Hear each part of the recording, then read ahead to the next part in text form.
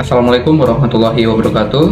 Innal hamdalillah nahmaduhu wa nasta'inu wa na'udzubillahi min syururi anfusina wa min sayyiati a'malina may yahdihillahu fala mudilla lahu may yahdihillahu fala hadiyalah. Asyhadu an la ilaha illallah wa asyhadu anna Muhammadar abduhu wa rasuluh la nabiyya ba'da. Rabbi shrah li sadri wa yassir li amri wahlul 'uqdatam min lisani yafqahu qawli. Rabbi zidni ilma warzuqni fahma. Amin. Perkenalkan, nama saya Habibur Rahman Al-Fatir, saya dari kelas 10 MIPA 1. Kali ini saya akan mempresentasikan materi mata pelajaran agama Islam dan budi pekerti, yaitu dengan tema nikmatnya menuntut ilmu dan pentingnya berbagi pengetahuan, yang dibimbing oleh Ibu Pinawa Rahma SPD. A'udzu billahi minasy syaithanir rajim. Bismillahirrahmanirrahim. Iqra bismi rabbikal ladzi khalaq. Khalaqal insana min 'alaq. Iqra wa rabbukal akram. Alladzi 'allama bil qalam. 'Allamal insana ma lam ya'lam. Shadaqallahul azim. Yang artinya, bacalah dengan menyebut nama Tuhanmu yang menciptakan. Dia yang menciptakan manusia dari segumpal darah. Bacalah dengan menyebut nama Tuhanmu yang maha mulia. Dia yang mengajarkan manusia dengan menggunakan pena. Dia mengajar kepada manusia dari apa yang tidak diketahuinya. Al-Quran Surat Al-Alaq ayat 1-5. Tahukah teman-teman kenapa Allah Subhanahu wa Ta'ala bersabda pada ayat 1 Al-Alaq, yaitu Iqra, bacalah? Maksud dari Iqra artinya kita sebagai umat Nabi Muhammad SAW diwajibkan untuk selalu belajar dan membaca agar kita bisa tahu ilmu pengetahuan dan bisa membedakan yang mana yang benar, yang mana yang salah, yang mana boleh kita lakukan dan yang tidak boleh kita lakukan, sehingga kita selalu berjalan di jalan kebenaran. Apa sih pengertian dari ilmu pengetahuan? Yang pastinya kita harus tahu dulu apa yang dimaksud dengan ilmu. Ilmu berasal dari bahasa Arab, yaitu alima ya'lamu ilman, yang berarti mengerti, memahami dengan benar-benar. Lalu ilmu merupakan lawan dari kata baladah atau bodoh. Lalu ilmu secara istilah berarti sesuatu yang dengannya bisa membedakan yang mana yang benar, yang mana yang salah, sehingga yang muncul hanyalah yang benar saja. Lalu menuntut ilmu. Menuntut ilmu adalah suatu usaha kita dalam mengurangi kebodohan kita, di mana kita mencari beberapa sumber ilmu, sehingga dengan cara kita pahami, kita cermati, dan kita amalkan, sehingga kita berjalan di dalam suatu jalan yang benar. Adapun landasan hukum menuntut ilmu, yaitu hukumnya adalah wajib, sebagaimana atas sabda Rasulullah SAW dalam hadisnya, yaitu An Anas bin Malik qala qala Rasulullah SAW, thalabul ilmi faridatun ala kulli muslimin. Artinya, dari Anas bin Malik radhiyallahu an, Rasulullah SAW bersabda, sesungguhnya menuntut ilmu adalah kewajiban bagi setiap muslim. Hadis riwayat Ibnu Majah. Dari hadis tersebut menjelaskan bahwa hukum dari menuntut ilmu adalah wajib bagi setiap muslim, baik itu laki-laki maupun perempuan, besar, kecil, maupun tua ataupun muda. Wajib artiannya yaitu apabila kita kerjakan kita mendapatkan pahala, dan apabila kita tinggalkan kita akan mendapatkan dosa yang besar. Yang gede adalah diberikan pahala seperti orang yang berjuang di jalan Allah, yaitu fi sabilillah. Misalnya seperti ini, apabila kita menuntut ilmu, lalu ketika kita di jalan kita mengalami kecelakaan, lalu kita meninggal, maka kita akan mati syahid, yaitu mati yang paling mulia dan langsung masuk ke dalam surga.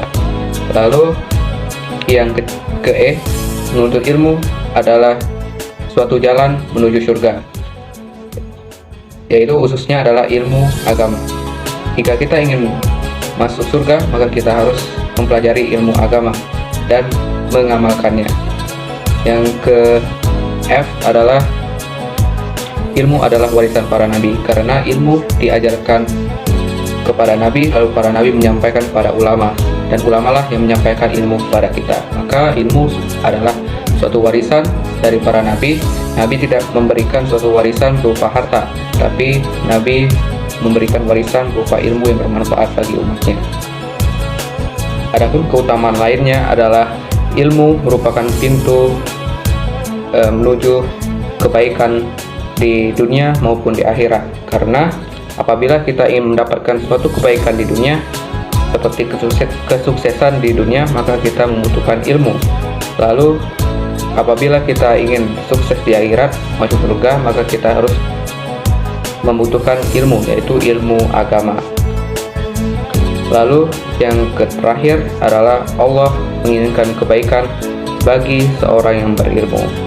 Adapun adab di dalam menuntut ilmu, menurut Imam Syafi'i, adab merupakan sesuatu yang utama di atas ilmu. Adapun kenapa demikian? Karena orang yang berilmu belum tentu ia memiliki adab. Karena begitupun sebaliknya, apabila orang yang memiliki adab sudah pasti ia memiliki ilmu. Adapun adabnya yaitu pertama, ikhlas dalam menuntut ilmu. Kita harus ikhlas dan tabah. Ikhlas artinya adalah rela dan berlapang dada menerima apapun ilmu yang didapatkan dari guru kita, dari sumber-sumber lain yang harus kita serap dalam hati kita dan kita jalankan dengan baik. Lalu B, bertakwa kepada Allah. Tidak mungkin orang yang menuntut ilmu tetapi dia tidak memiliki takwa kepada Allah dan tidak memiliki iman kepada Allah. Berarti ilmu yang dia dapatkan itu hanya sia-sia. Di atas ilmu ada adab, tetapi yang mencakup semua itu adalah iman dan takwa. Maka ketika yang kita butuhkan adalah ilmu, lalu yang menjadi utamanya adalah adab, yang ketiga menjadi pelengkapnya adalah iman dan takwa kepada Allah Subhanahu wa taala. Lalu yang terakhir adalah berusaha untuk memahami ilmu dengan pemahaman yang benar. Apabila ilmu itu sulit, maka kita introspeksi diri pada diri kita. Apa yang terjadi pada diri kita? Apakah kita tidak menyukai gurunya atau kita tidak giat dalam belajar? Maka kita harus ubah pemikiran tersebut. Sukai dulu gurunya, hormati dulu apa yang disampaikan, maka ilmu itu secara sendirinya akan mudah kita pahami. Adapun cerminan perilaku semangat menuntut ilmu dalam kehidupan sehari-hari, yang pertama adalah pada kehidupan pribadi, seperti kita rajin membaca Al-Quran, lalu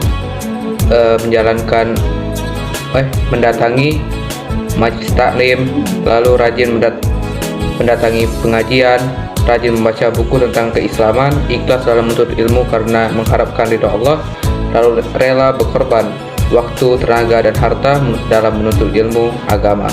Lalu pada kehidupan keluarga, kita harus menanamkan sikap pemahaman tentang pentingnya menuntut ilmu di keluarga kita. Lalu sebagai orang tua harus memotivasi untuk belajar, lalu sebagai orang tua juga harus membiayai dan memfasilitasi pendidikan anak, baik di sekolah agama maupun sekolah non-agama. Lalu pada kehidupan masyarakat, berperan aktif dalam menggalakkan pengajian keislaman di dalam masyarakat, lalu mengadakan taman pendidikan Al-Quran, yaitu STP di masjid. Lalu pada kehidupan berbangsa dan bernegara, kita berperan aktif dalam membangun bangsa dengan cara kita harus belajar. Lalu kita ikut mencerdaskan kehidupan bangsa dan negara, membantu program pemerintah dalam pendidikan, khususnya pendidikan agama Islam. Itulah yang dapat saya sampaikan. Mohon maaf apabila ada kekurangan dan kesalahan, karena saya masih belajar, dan semoga apa yang saya sampaikan bisa bermanfaat bagi kita bersama. Saya akhiri, wabillahi taufiq wal hidayah. Wassalamualaikum warahmatullahi wabarakatuh.